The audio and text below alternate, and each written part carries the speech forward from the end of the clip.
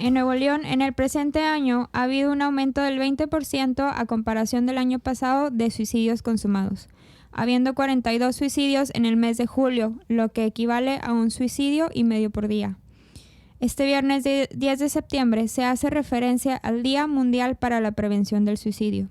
Si bien es un tema delicado, es algo en lo que todos deberíamos estar informados, normalizar el hablar de ello y sobre todo poder detectar a tiempo en aquellos que amamos, no amamos tanto y en nosotros mismos.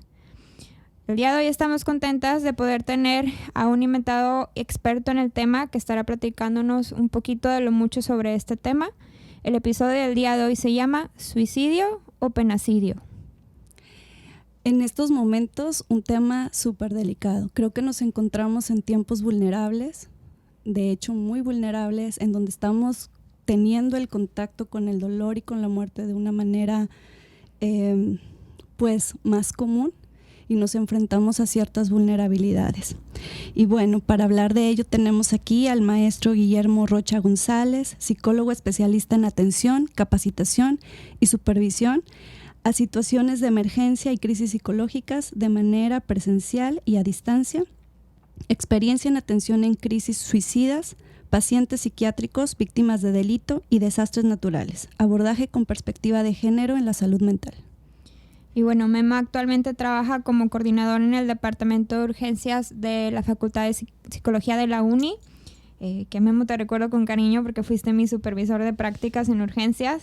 Es maestro del TEC y de la Universidad Autónoma de Nuevo León, director de Audire, Centro de Escucha y Acompañamiento Terapéutico. Hola Memo, ¿cómo estás? Hola, pues muy bien, muy contento, agradeciéndoles la invitación y bueno, siempre es bueno venir y platicar sobre temas que como bien comentaban ahorita, pues no son lo que más quisiéramos, pero claro, siempre es bueno voltear a verlo. Claro, y ahorita antes de empezar a grabar justo estábamos hablando con Memo respecto a cifras, datos y decía yo, ¿por qué no estamos grabando esto? Porque Memo nos estaba dando datos muy interesantes y también muy impactantes respecto a la cuestión del suicidio. Y bueno, saben que me encanta empezar como con una definición que nos dé un poco de guía respecto a sobre qué norma o sobre qué línea nos vamos a ir en el episodio de hoy. Me gustaría, Memo, que nos pudieras explicar esta cuestión del suicidio, o sea, cómo está definido o cómo podemos conceptualizarlo. Creo que podemos partir de la pregunta con que inicias hoy sobre suicidio o penacidio. Y bueno, suicidio es una palabra general que habla de provocarse la muerte, pero no nos da mucho contenido o no nos sensibiliza en el tema de la información. Penacidio, en cambio, significa matar la pena o matar el sufrimiento. Y entonces pensamos, o me gustaría llegar al punto de decir que cuando alguien está contemplando acabar con su propia vida, lo que está intentando es matar un dolor, una situación que considera que no puede superar, que considera que le está rebasando. Y entonces penacidio significa matar aquello que me duele y que creo que no puedo resolver. Creo que esa definición nos hace mucho más clic con lo que están pasando las personas que consideran esta opción. Y de pronto se me viene a la mente la palabra desesperanza. Creo que llegan a un punto en donde ya no hay o no encuentran más bien ellos otra opción y esa desesperanza se hace como la salida. Sí, que la verdad es que la desesperanza es el mayor criterio de riesgo en las conductas suicidas. En este año, como bien lo comentaban ahorita, del Día Mundial de la Prevención del Suicidio, se eligió por la Organización Panamericana de la Salud trabajar el tema de la esperanza, contrario a este tema de la desesperanza. Pero justamente la combinación de desesperación, desesperanza, impulsividad, soledad, aislamiento, depresión, pues es esto que hoy llamamos, y como bien decías al principio, esta tormenta perfecta que se ha generado para el incremento de los suicidios. Y esa desesperanza desde asumir que algo ya no va a cambiar o que algo no va a mejorar, pues suele ser un riesgo importante. Y ahorita que mencionas, Memo, respecto al incremento de suicidios, antes de empezar a grabar nos estabas mencionando unas cifras muy impactantes. Digo, ahorita mencionamos un poquito de lo mucho que habías comentado que era en julio 42 suicidios, que es un suicidio y medio, pero hacías la comparativa al año pasado. ¿Cómo estaban los datos o las cifras el año pasado a comparación de este año? Sí, que hablando de números, que hay que decir un suicidio ya es una tragedia.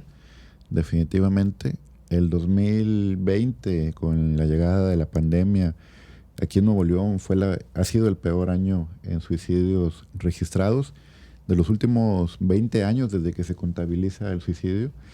Y en este año se ha incrementado un 20% a comparación del 2020. Ajá. Y entonces tenemos números así, 42 suicidios en un mes, que es esto, un suicidio y medio por día prácticamente. Terrible. Es bastante, y sobre todo esto que platicábamos, esta formulita que usamos generalmente para darnos una idea de que por cada suicidio consumado que hay en una comunidad se reportan cerca de 30 intentos de suicidio. Así que la magnitud, estaremos hablando de más de 1,200 intentos de suicidio en un mes, que sería julio, y 42 suicidios consumados, que obviamente y lamentablemente terminaron en muerte. Claro. Y habías mencionado el año pasado, creo que comentaste que si hacíamos esta formulita, creo que comentaste que eran 3 suicidios por semana. Sí, el año pasado hablábamos de cerca de 5 suicidios a la semana. Este año, pues, lamentablemente estamos bastante. un suicidio y medio por día. Okay. El incremento es bastante. Ok, y comentaba respecto a esta cuestión de la pandemia, ¿crees tú que fue un factor determinante la pandemia o fue un cúmulo de situaciones? ¿Cómo lo verías tú? Sí ha marcado la pandemia cambios. Hace 2 años, 3 años, uno de los principales factores de riesgo en suicidio estaba en los más jóvenes. Cada vez aparecía en los más jóvenes el mayor índice de suicidio. El número grave estaba ya apareciendo entre los 15 y 24 años, donde más suicidios consumados teníamos. Con la llegada de la pandemia hubo un cambio. Desde el año pasado y ahora, el mayor índice de suicidios está entre los 24 y 44 años. Okay. Así que cambió de la edad escolar a la edad productiva o la edad laboral. Así que ese es un cambio importante. Otro, esta tormenta perfecta que comentábamos, es que se juntaron muchos criterios. Un criterio importante es el aislamiento. Un factor de riesgo es el aislamiento siempre. Un escenario que veíamos en los suicidios es que antes el mayor índice de suicidios era en domingos o en vacaciones, temporada de vacaciones, porque principalmente eran días con menos actividades o con menos estructura. Okay. No tenía que levantarme o no tenía que ir a la escuela o a trabajar o a socializar o me podría quedar aislado todo el tiempo. La pandemia nos trajo esos cambios. Nos ha aislado tanto físicamente como socialmente. También ha traído una serie de pérdidas, como hablaban ahorita, pues prácticamente todos los días escuchamos de una pérdida, escuchamos de una enfermedad, o hay pérdida de seres queridos, de proyectos laborales, desde un plan de hacer un viaje. Y entonces esto va creando una sensación justamente de desesperanza. Y toda esa combinación con esta incertidumbre de que no sabemos cuándo va a cambiar, se convierten en factores de riesgo. ¿Qué cosas como sociedad podríamos mejorar en este aspecto para apoyar a que estas cifras bajaran y sobre todo a que no existiera esta desesperanza en en todas las personas? O sea, veo que, como decías, antes pasaba y estaba pasando, que de hecho era algo que preocupaba a todos los que hacemos pues clínica psicológica, que estaba pasando en personas más pequeñas, incluso niños. Y ahorita con las cifras que nos estás dando y nos dices que es en edad laboral y que sin duda se me viene que en esta pandemia pues gente ha perdido su trabajo, que han pasado momentos difíciles o hemos pasado como sociedad momentos muy difíciles, que sobre todo de incertidumbre, que creo que esa parte juega un factor bien determinante, el no tener certeza de nada de pronto no nos hace agarrarnos ni de una rutina, ni quizá de un objetivo o de algo que nos pueda mantener como mucho más en calma o con una clara decisión, un panorama más claro. Sí, para hablar de suicidio o que se dé la posibilidad de un suicidio, siempre consideramos como una fórmula en donde hay la presencia de una vulnerabilidad psicológica, alguien que está vulnerable o por una época de estrés, una época de exámenes, una época de pérdidas. Ahorita la pandemia nos tiene vulnerables. Esta vulnerabilidad se junta con detonantes, que pasa algo que nos cambia la vida o que nos hace reaccionar de una manera impulsiva.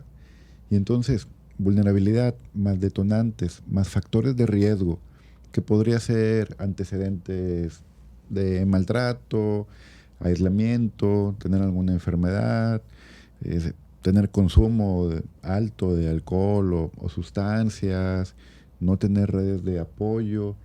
Entonces, cuando se combina esa fórmula, estaremos hablando de un mayor riesgo en conductas suicidas. Pero esto cambiaría, y aquí va mi respuesta, a que cuando hay la presencia de factores protectores, por más que haya vulnerabilidad, factores de riesgo y detonantes, los factores protectores sostienen y nos ayudan a mantener lejos de la posibilidad de un suicidio.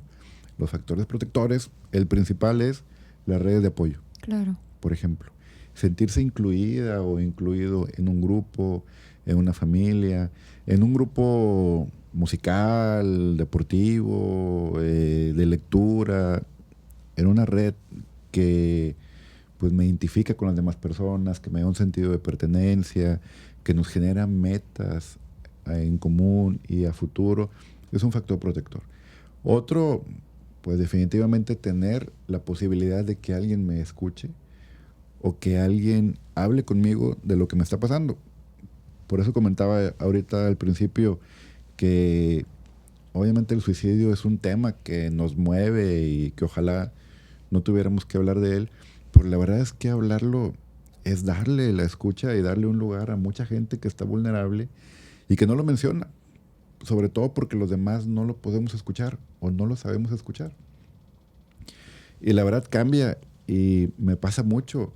No sé si para bien o para mal, yo hablo del suicidio como si fuera algo cotidiano y hablándolo con alguien que lo está contemplando en su vida, dice, es que nunca lo había hablado así como tan normal. Claro. ¿Sí? Y la verdad es que se relajan y hablamos de un tema de una manera en donde, hay que decirlo, para el suicida, el suicidio es una solución. Es un problema para todos los demás que no queremos que alguien se suicide. Y es una solución porque se le acabaron las soluciones. O Las por el opciones. momento que está pensando. Que era lo que comentabas como la visión de túnel, ¿no? Ajá. En panorama donde ya no veo hacia dónde irme y esta es la solución. No sé si ahí hablar, ahorita que estamos hablando respecto al lenguaje, si se puede decir que se escoge el suicidio, o sea, podemos utilizar esa palabra de escoger como tal. Sí, en algunos casos sí. Se elige como una opción determinante, que hay que decir que es una respuesta definitiva y determinante para situaciones que a veces son pasajeras o que tienen otro tipo de soluciones. Y como bien comentabas, esta visión de túnel es donde alguien no puede ver más opciones, más que solamente veo el problema o lo que me duele, y la única respuesta que tengo ante eso es dejar de sufrir o dejar de existir. Y entonces, otra vez, volvemos a las redes de apoyo y siempre digo, hablando de intervención, intervenir en una crisis suicida no se trata de convencer a alguien de que no se suicide. Eso no nos sirve. Yo le puedo dedicar 3 horas a hablar de no suicidarse a alguien y lo único que estoy haciendo es le estoy quitando su única solución y lo voy a dejar peor. Con más desesperanza. Con más desesperanza. Entonces, en vez de convencer de no suicidarse, la meta es ayudarle a encontrar otras soluciones que no sea el suicidio. Y así a lo mejor lo voy a decir muy simplón, pero rápido la intervención es, a ver, ¿qué quieres matar? ¿No quieres matar toda tu vida? ¿Qué quieres matar? El dolor de una ruptura de pareja, el dolor de la pérdida de un ser querido, la frustración porque un proyecto no funcionó, te quedaste sin trabajo, eso quieres matar. Entonces, ¿qué no quieres matar? La relación con tu familia, con tu pareja, con tu mascota, con tus amigos, con tu equipo de fútbol, con tu grupo de música. Eso no lo quieres matar. Entonces, ¿cómo podemos solucionar este dolor sin que te tengas que morir? Y ahí viene la lluvia de ideas, de soluciones. Las técnicas, estrategias que se puedan llevar a cabo. Hay que ser bien creativos o creativas en eso para encontrar justamente esto. Se me vienen muchas cosas a la mente, sobre todo por el tipo de sociedad que estamos viviendo en la actualidad, donde se vive mucha frustración todo el tiempo y estamos en esta sociedad, yo le llamo como de rendimiento, en donde todo va a prisa, todo va rápido, tan rápido que a veces no volteamos a ver al que está al lado y muchas veces en esa rapidez, queriendo o sin querer, invalidamos el dolor de alguien que está cerca o que de pronto nos está mandando alguna señal de que está sufriendo. Y pues en este momento de la sociedad, de cómo nos estamos moviendo, pues pareciera que no hay como muchas posibilidades en ese sentido, porque estamos todos tan rápido, todos moviéndonos. O sea, de pronto ahorita que estabas diciendo cuáles serían las posibilidades de estas personas, digo, cuáles son las posibilidades de nosotros escucharlas también, porque muchas veces no nos damos cuenta precisamente por esa prisa. Hace poco me tocaba prendí la televisión en la mañana, hace muchos años que no veo noticias en la mañana, y ese día en especial prendo la televisión y vi que alguien estaba intentando suicidarse y lo estaban transmitiendo en vivo. Y parecía más un espectáculo, me dolió inmensamente. Esta insensibilidad, ¿no? Con la situación. Claro, el público, o sea, la gente que estaba abajo grabando en sus celulares y el noticiero pasando en vivo, y yo decía, nadie le está diciendo nada, nadie le está hablando, nadie le está dando alternativas, y me dio profundo dolor. Me parece, perdona que te interrumpa, Silvia, que sí había ciertos comentarios, pero inclusive algunos lo agarraban a burla. Si mal no recuerdo, sí había comentarios de que ya hazlo, aviéntate, que esperas, y burlándose, ¿no? Sí me acuerdo de esa noticia, que yo pensaba, ¿cómo puede ser tan insensible ante el dolor de la otra persona? Claro. ¿No? Sí. ¿Y cuántas veces en lo cotidiano sí vivimos eso? A lo mejor no en ese lugar tan extremo, pero sí ante el dolor de un hijo, ante el dolor de un adolescente, de un compañero de trabajo. O sea, realmente a veces no nos damos cuenta que el otro está sufriendo. Y eso me parece para reflexionar. Claro. Sí, es como si fuéramos solos en montón, aunque se escuche así raro. Y ahorita comentabas eso, digo, tuve una experiencia alguna vez, me subí a un puente a negociar con un muchacho que se quería aventar, y la verdad es que entendí la presión desde arriba, justamente con todo esto que ustedes comentan de la gente grabando, la gente aventándose, medios de comunicación, policías, todos estaban. Y la verdad es que yo entendí, estando arriba, de que si no se avienta, va a quedar mal con todos. Y luego la crítica, expectativa, imagínense. No me imagino la expectativa de, están esperando esto de mí, yo debo de...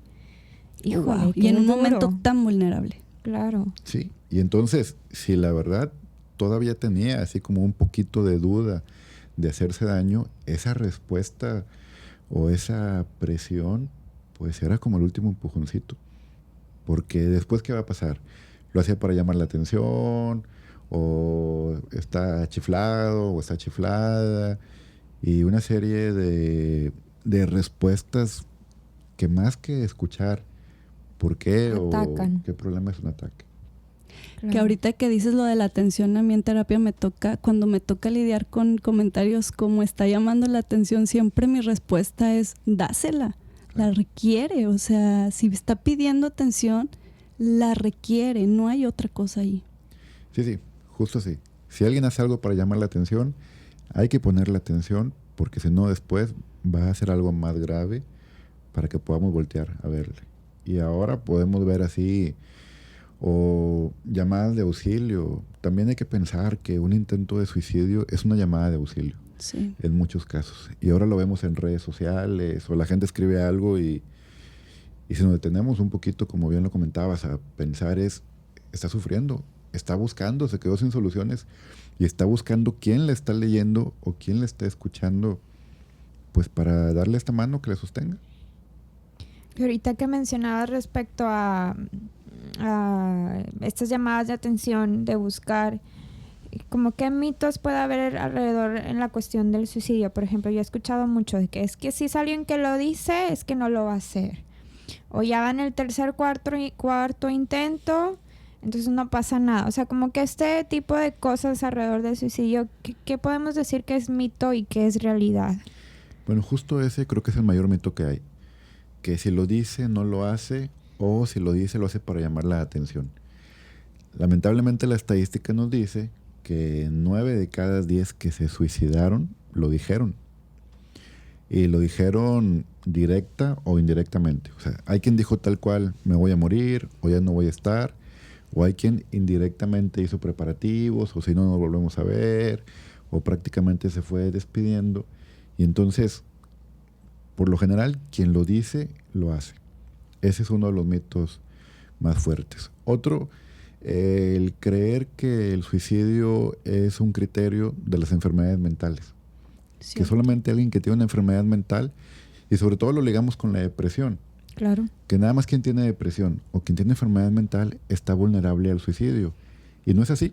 Digo, sí hay mayor riesgo en alguno de estos escenarios, pero la verdad es que todos podemos estar vulnerables. Podemos tener un momento de alto nivel de angustia, un quiebre, una situación que rebasa nuestra capacidad para pues tolerarla o para reconocerla, y que la primera respuesta puede ser el suicidio. Ya.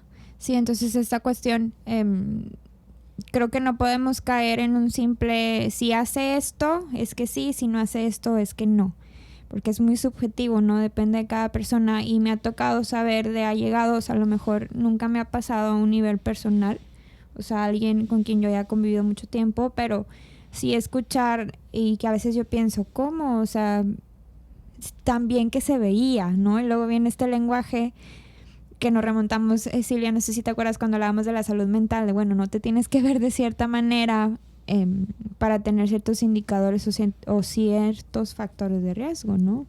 Claro, y menos ahorita, porque en esta misma sociedad del rendimiento muchas veces no se notan muchas cosas porque sigues, digamos, en esta como depresión activa o en este riesgo activo que sigue y que no tiene como quizá como lo pintarían en una película o como se ve en teoría o en la teoría antigua, porque también esto se sigue cambiando.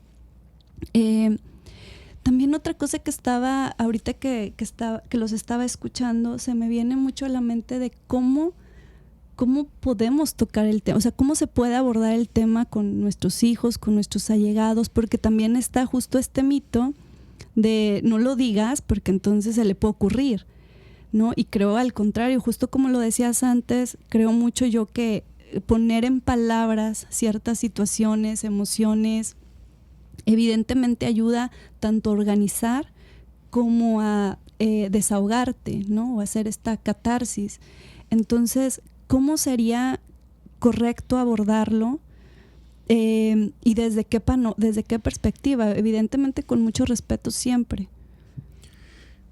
Mira, voy a responder primero desde otro dato estadístico. El 80% de la gente que se suicida son hombres y el 20% mujeres. Uno de los principales factores de por qué se suicidan más los hombres que las mujeres es porque tenemos menos capacidad para hablar de emociones y también menos capacidad para pedir ayuda. Yo siempre digo en broma, los hombres no pedimos ayuda ni cuando estamos perdidos y buscamos una dirección. Sí. Que ni es tan en broma, ¿verdad? Pero sí. Y entonces, estos factores son determinantes, Sí. porque luego entonces alguien que está sufriendo y que no tiene la capacidad para hablar de me siento triste, me siento enojado o enojada, o ya creo que nada se va a solucionar, que no tienen la capacidad o la confianza para pedir ayuda a familia, pareja, amistades o ayuda profesional, son de los factores de riesgo más graves. Así que, ¿cómo abordarlo? Desde el acostumbrarnos a hablar de las emociones y reconocer emociones. Digo, sabrán. Sí, importantísimo. Encontramos jóvenes, o bueno, de todas las edades, la verdad, que le preguntas, ¿cómo estás? Bien. ¿Cómo te sientes? No sé. Las respuestas sociales. Sí. O sea, no sabemos cómo nos sentimos o solamente sabemos identificar emociones, tristeza, alegría, miedo, blanco y enojo, negro y se ya. acabó. Sí. Ujú. Entonces, generar esta capacidad para reconocer emociones y saber que son válidas, que todas las emociones son válidas y reconocerlas, pero también poder hablarlas y saber que es válido y no nos hace débiles o menos si a veces estoy triste o estoy molesto, y empezar a generar esa posibilidad de buscar ayuda y, ¿sabes qué? No me dejes solo porque hoy no me siento bien, o acompáñame porque me estoy sintiendo muy mal. Creo que normalizar la posibilidad de decir cómo nos estamos sintiendo y qué necesitamos sería un punto bien importante. Y parece muy simple. Pero no lo es. Pero no lo No, simplemente el mayor problema que tenemos es justo por no hablar de las emociones. O sea, nos pasa mucho que muchas enfermedades mentales entran justo por este tema, porque en las familias no hay lenguaje emocional y por lo tanto no me sé ubicar en palabras cómo me siento. Y creo que es importante recalcar esto que comentabas de la cuestión de los hombres. O sea, ahí ya es un factor cultural, donde al menos aquí en nuestra sociedad se enseña que no debes de llorar, tú debes de ser el fuerte, tú debes dar la cara.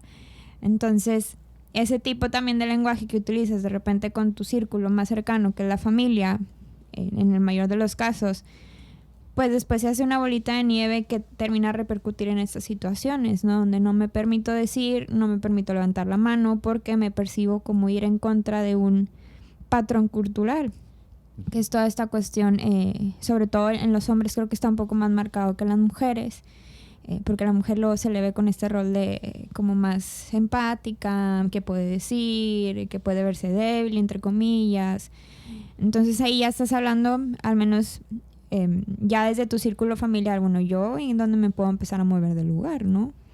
Hace poco mi hijo de 5 años me decía, mami, Mario Bros está mal. Y le decía yo, ¿por qué? Porque tiene muchas vidas, mami. Y en la vida real solo tenemos una. Entonces a mí me pareció bien padre su comentario justo para abordar que cuide la suya, ¿no? Entonces, de repente pensamos que son muy chiquitos o que los vamos a vulnerar de cierta forma, pero hay cómo tocar esos temas. Otra cosa que me parece importante y que me gustaría hablar son los gestos suicidas, lo que nos comentabas, esas cosas que aparecen antes de esa decisión, o no sé si va pasando gradualmente, si siempre se tiene que atravesar por ahí, o son como indicadores de poner alerta nosotros como sociedad a alguien que estamos viendo pasar o atravesar por esos gestos. Que ahí también me gustaría como poder hacer esta diferencia entre un pensamiento suicida allá como una cuestión de conducta. Uh-huh. Para mí vendría primero el pensamiento antes que la conducta, pero no sé si tú nos puedas explicar, porque luego de repente hablamos a veces del tema como que en el otro, ¿no? Pero a veces uno también puede estar pasando por esas situaciones. Entonces me gustaría si nos puedes hacer como la diferencia entre un pensamiento suicida y una conducta, y qué es o cómo podemos identificar cada uno, ya sea en el otro o en nosotros mismos. Claro, que esto es bien importante porque a veces creemos que nada más es el suicidio y ya. Y la verdad es que no, o sea, eso es el último eslabón, lamentablemente, pero hay una serie de conductas suicidas antes del suicidio consumado. Y entre ellas está pensamiento suicida, ideación suicida, planeación suicida, gesto suicida, intento de suicidio, suicidio consumado por planeación o crisis suicida. Entonces, son varios momentos y todos a veces van siguiendo como ese escalón que va creciendo, y que entre más temprano lo identifiquemos, pues mucho mejor posibilidad de apoyar a alguien. Y justamente empieza así, como pensamientos de muerte. Y los pensamientos de muerte es alguien que piensa en la muerte en general y que empieza a normalizar pensar en la muerte en general. Y empieza a cuestionarse de qué pasa después de la vida o qué pasa cuando morimos. Y se convierte en un tema significativo. Después son los pensamientos suicidas. Es ¿qué pasa si yo me muero? ¿A dónde iría si yo me muero? ¿O qué pasaría con mi familia? ¿O qué pasaría con los demás si yo me muero? Después sigue la ideación suicida, que es pensar cómo sería mi escenario de muerte. ¿Sí? Tener la idea, y también esto se le llama como deseo suicida, y es como una salida que a veces la vemos muy simple, y a veces la decimos así hasta en frases típicas de me pasa algo, prefiero morirme. Sí.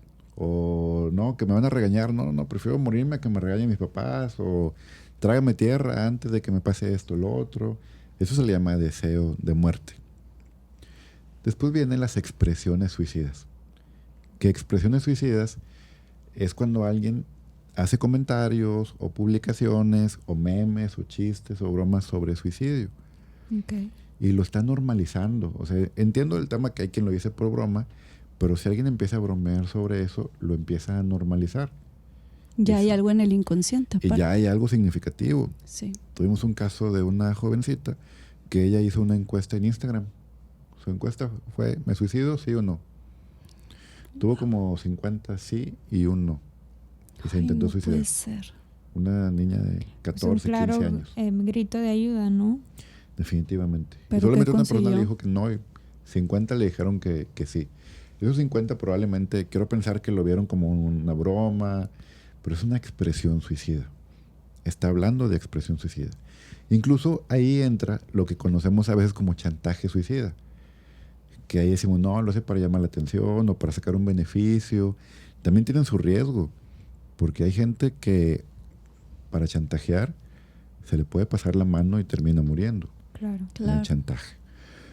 Y luego sigue la planeación suicida, que es estar pensando en método, en fecha, en lugar y motivos para suicidarse. Y entonces ya lo empieza aterrizando. Lo que empezó a darse desde los pensamientos lo empieza a llevar a los actos. Después de la planeación suicida está el gesto suicida, que es un nivel ya grave. Y gestos suicidas son conductas que tal vez alguien no con la intención consciente de morir, pero son conductas que si las sigue haciendo se puede morir. Que seguramente alguien le dijo, oye, es que si sigues manejando alcoholizado, o si sigues sin tomar tu tratamiento, o si sigues sin cuidar tal cosa, te vas a morir. Pues probablemente se está dejando morir de alguna forma. Y son gestos suicidas porque ya están en actos y su nivel de riesgo. Una intención, ¿no? Sí. Que luego sigue el intento de suicidio. Que intento de suicidio es hacer algo, lo que sea, con la intención de morir. Y que quede en intento por alguna de las 3 razones, que son porque hubo una falla en el método. Hay quien se toma 80 pastillas y se duerme 2 días y despierta y nadie se dio cuenta. Una falla en el método. Otra es porque alguien le detuvo durante el intento. Y la tercera es porque se arrepintió. Cuando hubo una falla en el método o cuando alguien le detuvo, estamos hablando que estamos en el mayor nivel de riesgo de que lo vuelva a intentar. Y un dato importante, la mayoría de los suicidios consumados se dan en el segundo o tercer intento, porque hay una mayor planeación y una mayor letalidad. Y por último, lamentablemente tenemos el suicidio consumado por planeación, que siguió todos estos pasos, o la crisis suicida. Que crisis suicida es, me pasa algo y mi primera respuesta es matarme. O sea, no hay como una... como estos eslabones, ¿no? Que comentabas. ¿No? Y de ahí parte el riesgo de la impulsividad, el riesgo de no detenerse a pensar, y sobre todo ahí es cuando la gente dice lo que ustedes comentaron de, pero yo lo vi muy bien, o la semana pasada estaba como si nada. Pues sí, pero le pasó algo que se juntó con un momento de vulnerabilidad y que pasó algo con lo que no pudo tolerar, y su primera respuesta fue suicidarse. Wow. Qué pena. O sea, Nuestras caras impactadas con la información. sí, es que es difícil de procesar. Es un tema, creo yo, súper delicado y que implica mucho de la sociedad y de reeducarnos, porque al estar escuchando, pues todos estos procesos por los que pasa alguien que toma esta decisión, a la vez también pienso en dónde estuvo, por ejemplo, la falta de tolerancia a la frustración. Por ejemplo, pienso mucho también en esta que ahora llamamos generación de cristal, que tengo tengo mis reservas, apoyo en mucho respecto al nombre, ¿no? Ajá, respecto al nombre, apoyo mucho de las cosas que defienden, honestamente, pero sí creo que es que hay esta falta de tolerancia a la frustración y que es como encontrar también una salida por ahí. Y otra de las cosas en las cuales pienso es cuántas veces celebramos o como hacemos como muy, digamos que entre los jóvenes se maneja como esto, o de manejarlo como un mártir, o de festejar lo demás. O sea, cuando sucede una situación así, de festejar lo demás, que también esto provoca que entonces más quieran hacerlo de alguna forma. Y eso me parece bien peligroso también, cómo estamos respondiendo como sociedad. Sí, que es lo que se llama el efecto Werther o suicidio por imitación, que ahora lo vemos en las series, lo hablábamos la vez pasada, en las películas, o hemos visto que un suicidio, un intento de suicidio se hace viral. Ya sabemos, por ejemplo, sabemos que cuando se viralizó un suicidio o de alguien famoso o se hizo muy conocido, sabemos que en esos próximos días vamos a recibir muchos casos de intentos de suicidio. Porque alguien que ve una situación así y lo ve desde una vulnerabilidad, lo ve como una opción o aparece como una salida, y luego se puede identificar, que claro, ahí viene esto de darle un lugar de festejo o de reconocerle a quien lo hace, y esta identificación hace que lo repitan o que lo repliquen. Incluso esta parte de ante el dolor, o sea, ante el dolor de que se está viviendo, tanto la persona que está tomando esa decisión, como también estoy pensando en la familia o en la gente que lo rodea. O sea, la forma de recibir, ya sea el intento de suicidio o el suicidio consumado, todos esos efectos jalan estadísticamente, es decir, es probable que pase dentro de una familia o dentro del círculo de amistad. Sí, es un antecedente importante. Una familia o un grupo donde ya hubo un suicidio o un intento de suicidio, se incrementa por mucho la posibilidad que alguien más lo intente.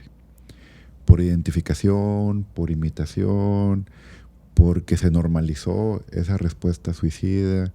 Y entonces si hay un mayor nivel de riesgo. O familias que tienen una pérdida de un ser querido por suicidio, automáticamente son vulnerables al suicidio. Por tema de culpa, por tema de autocastigarse, de por qué no vi, por qué no me di cuenta, por qué no hice. Y entonces pueden estar más propensos también a una conducta así.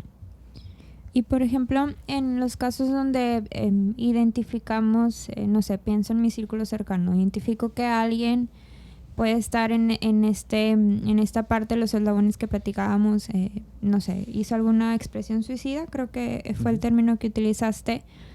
¿Qué puedo hacer yo en esos casos? ¿Cómo abordo o cómo intervengo o qué digo? O sea, ¿cómo me muevo en esa situación? Ok. Bueno, cuando hablamos, voy a retomar el tema de la desesperanza. Se considera la desesperanza en 3 partes. Visión negativa de mí mismo, no sirvo, no soy suficiente, no valgo. Visión negativa del entorno, a nadie le importo, nadie me quiere, soy una carga. Y visión negativa del futuro, que si ahorita estoy mal, después estaré peor. Entonces la meta de qué hacer sería lo opuesto, sería darle esperanza. Que uno es transmitirle interés. Oye, es que decirle, me preocupa que te he visto de tal forma, o me llama la atención que últimamente o te estás aislando, o estás más irritable, o te veo más triste, o dejaste de hacer cosas que antes hacías y que siempre te han gustado. Entonces transmitir interés y ponernos como esa red de apoyo de, aquí estoy. Hay algo que me quieres decir, hay algo que yo no sepa, cómo te puedo apoyar. y sobre todo incluirnos. Vamos a encontrar la forma de que te sientas mejor o vamos a salir adelante, para no mandarle este mensaje de que estás solo tú, ¿no? y vas a encontrar la forma o vas a salir adelante. Estoy resaltando que estás solo. Claro. Resaltar también cosas o escenarios valiosos en la persona. Es que para mí siempre ha sido alguien, cosas reales, o inteligente, o agradable, o eres una persona muy valiosa y para mí eres alguien muy importante. Y transmitir que algo se puede hacer. Vamos a encontrar la manera de que te puedas sentir mejor. Que también quisiera mencionar eso, que aunque los datos y las estadísticas son muy complicadas, cuando se identifica una persona en esta vulnerabilidad de riesgo de suicidio y lleva un tratamiento, el pronóstico es bueno. O sea, siempre un pronóstico es favorable una vez que se identifica. Cuando hay una intervención, sobre todo temprana, ¿no? Que era lo que comentabas. Sí. Digo, yo siempre presumo, cuando tú estuviste en urgencias, nuestros números es que en 10, 11 años no hemos tenido la pérdida por suicidio de ningún paciente. Claro. Y todos los días atendemos nuevos casos. Así que... Claro, sí. Hace ratito mencionabas, ¿no? Que era el departamento que ahorita está agarrando como un poquito más de auge en la facultad, ¿no? Uh-huh. Respecto a esta cuestión del cuidado. Y bueno, comentas esta cuestión respecto a hacerle saber a la persona. Creo que podemos resumir en la cuestión de la valía, ¿no? O sea, el sentido de pertenencia, el sentido de valía, el sentido de una importancia.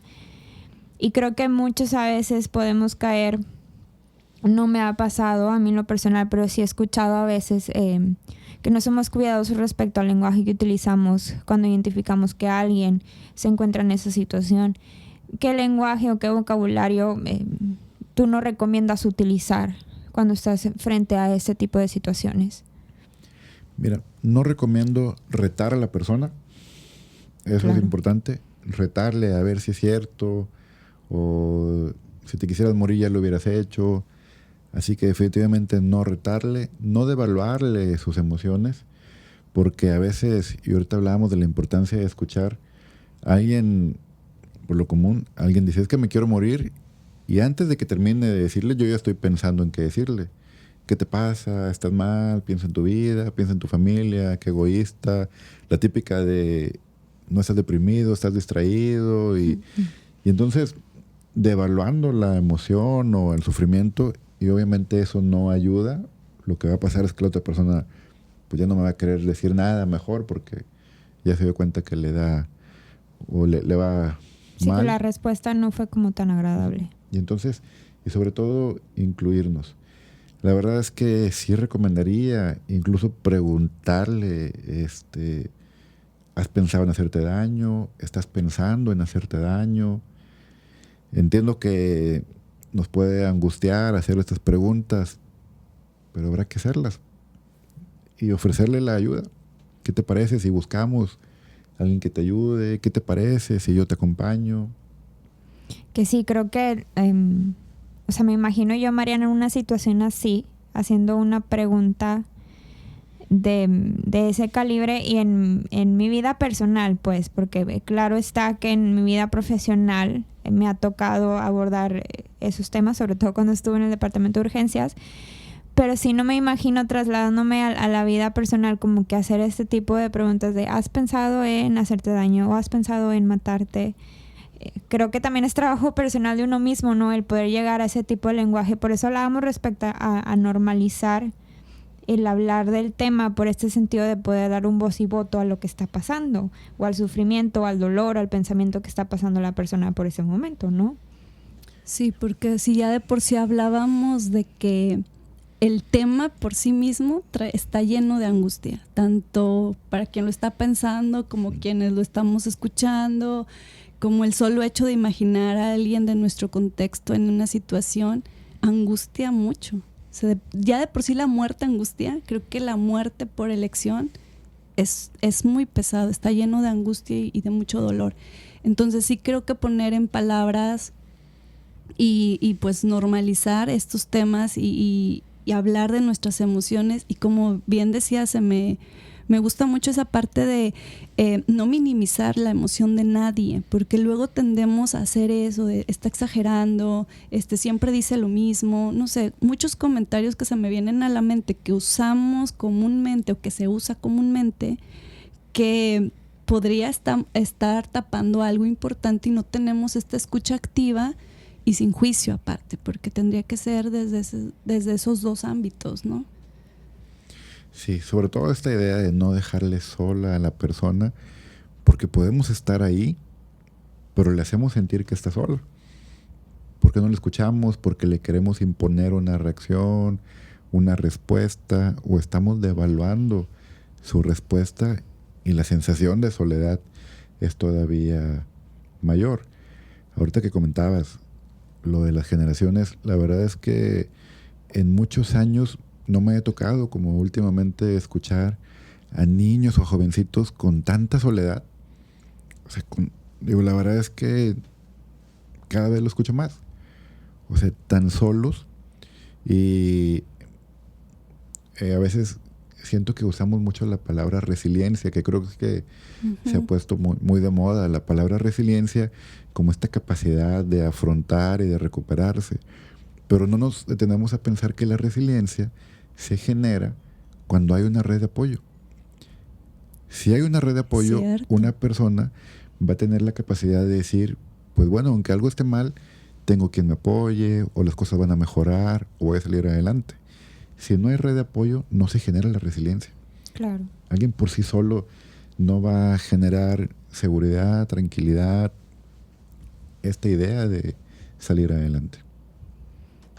Sí, qué importante es pensar en también esta generación que justo, como dices, yo también noto que hay mucha soledad de por medio, mucho no entendimiento de sus nuevas realidades o de su nuevo contexto, de las generaciones que quizá estamos más adelante o más atrás, no sé cómo se diga, pero justo escuchar a los jóvenes, yo me gusta mucho escucharlos, o sea, justo es un ejercicio que hago dentro y fuera de, porque creo que en ellos puedes encontrar qué están pensando, qué les angustia, para dónde camina su dolor, qué les preocupa. Y cuando no somos capaces de darles alternativas a esas situaciones de dolor por las que están pasando, creo que ahí se hace un círculo vicioso. Sí, y a veces, bueno, ahorita que comentabas esto, recordaba de una imagen que se compartió mucho, o se comparte mucho en redes sociales, de un niño llorando y gente a su alrededor, como si nada. Y prácticamente es el mensaje. Cuando hablamos de suicidio, habrá que decir que es una dificultad para regular emociones. Alguien que contempla el suicidio es alguien que puede estar triste y se quiere morir. O enojado y se quiere morir. O sea, no hay una posibilidad para autocalmarse o para regular esa emoción. Y la verdad es que no nacemos teniéndola. La conocemos a partir de que alguien vino y me calmó. O alguien vino y me enseñó a tranquilizarme. Pero si nadie me enseñó a todo va a estar bien, o cálmate, o aquí estoy contigo, yo no aprendí a regularme o a autocalmarme. Y entonces si yo crecí solo o sola afectivamente, pues me pasa algo y no tengo ese freno. La capacidad de, ¿no? Aparte, de Así es. hacerle frente ante esas situaciones. Y por ejemplo, Memo, ya hablando como en términos un poco más profesionales, ¿con quién nos podemos acercar o a dónde podemos ir? Porque entiendo que esta cuestión de prevención de suicidio no es tan, ¿cómo decirlo? O sea, no se ve con cualquier profesional. O sea, no es como que voy a ir con tal persona y ya. ¿A dónde nos podemos acercar? ¿A qué centro? ¿O cuáles recomendarías tú que nos pudiéramos acercar? Sí, bueno, eso es bien importante porque hay otro dato. Hablando ahorita sobre estadísticas. Me voy a asustar. Estadísticas en tema de intentos de suicidio. La mayoría de las personas que intentaron o que se suicidaron llevaron hasta 5 tratamientos diferentes. O sea, sí pasaron por algunos especialistas que tal vez no tenían la especialidad específica para este tema. Vaya, podrían tener especialidad en otro punto. Entonces, ahorita que hablaba yo de que es un buen pronóstico, pero cuando está en el lugar adecuado. Hay diferentes áreas aquí en nuestro estado, en la Facultad de Psicología de la Universidad, el Departamento de Urgencias que me toca coordinar. Estamos atendiendo en línea como primera intervención, y en presencial solamente atendemos ahorita casos de riesgo suicida. Y en línea estamos en una página de Facebook que se llama Por Ti UANL. Así que ahí pueden escribir, pueden mandar un mensaje. ¿La puedes repetir? Por Ti. Por Ti, ok. Por Ti UANL. Así nos buscan en Facebook. Es una página que la universidad puso al servicio de la comunidad, y entonces ahí se pueden comunicar. O en lo particular, en Audire, que es la clínica que me toca también dirigir y que tengo un buen equipo, somos como 40 terapeutas. Nos encuentran en Facebook como Audire, Centro de Escucha y Acompañamiento Terapéutico. Okay. También la invitación para los terapeutas o los profesionales que están en el área a también hacer este trabajo de saber dónde están nuestros límites y dónde entra una colaboración, o bien dónde se deriva un paciente, porque también creo que eso me parece importante. Si han pasado por varios tratamientos, también en algún punto el profesional debe de derivarlo o pedir apoyo y hacer un trabajo en colaboración, ¿no? Sí, definitivamente. Algo que yo he aprendido mucho es trabajar en equipo y entre diferentes especialistas, o también pasa que podemos estar vulnerables en algún momento. Claro. Y alguien más puede hacer la intervención en lo que trabajo en mí mismo. Claro. Y bueno, estamos llegando ya al final del episodio, que bueno, me encantaría poder tener más tiempo porque creo que hay muchísimo de qué hablar respecto al tema. ¿Con qué cerrarías, Memo? ¿Con qué frase, reflexión, invitación? ¿Cómo cerrarías el episodio? Bueno, la frase que me gusta mucho a mí, que viene al caso, es esta: hablemos del suicidio para no hablar de más suicidios. Que creo que hoy corresponde mucho al tema, y que ojalá que lo hablemos mucho como una manera preventiva y como una manera de entender y comprender a mucha gente que podría estar vulnerable, y que seamos una red de apoyo. Wow, me gustó mucho la frase. Sí. Y bueno, Memo, pues gracias por darnos tu tiempo de podernos hablar un poquito respecto al suicidio. Por ahí, si los que nos escuchan quieren saber más de él o en contacto, pues por ahí nos piden su contacto y con mucho gusto platicamos con Memo. A los que nos están escuchando también les hacemos la invitación siempre a hacer introspección respecto a lo que está pasando alrededor, con los que convivimos normalmente y en nosotros mismos, para poder detectar este tipo de situaciones y poderlo hablar. Así es, sensibilizar, estar muy al pendiente de no hacer juicios, hablar del tema, estar muy al pendiente de las emociones propias y de los que nos rodean. Creo que con eso podríamos sensibilizar, y si alguien se encuentra en un momento vulnerable, pues buscar apoyo, buscar ayuda, y aquí pueden encontrar apoyo. Bueno, muchas gracias de nueva cuenta y nos estamos viendo en el próximo episodio. Bye.